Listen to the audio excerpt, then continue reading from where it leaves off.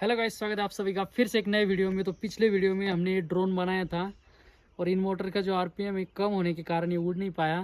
तो इस बार हम इस ड्रोन मोटर्स की मदद से ड्रोन बनाएंगे। कॉर्डलेस डीसी मोटर से, जो 3.7 वोल्ट की कॉर्डलेस डीसी मोटर से। तो इस मोटर की मदद से हम ड्रोन बनाएंगे और ये इस बार 100% फ्लाई करेगा। तो चलिए इसे बनाते हैं।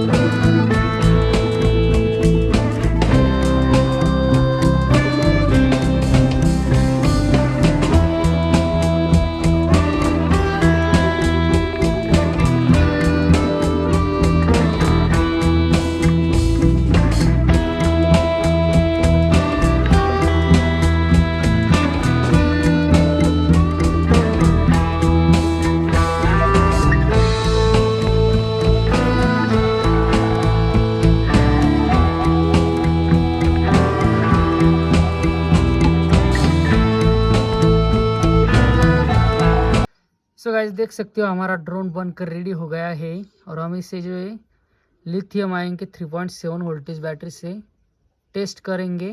तो इसमें हम जो एक स्पीड कंट्रोलर को कनेक्ट करेंगे और फिर इसे टेस्ट करेंगे।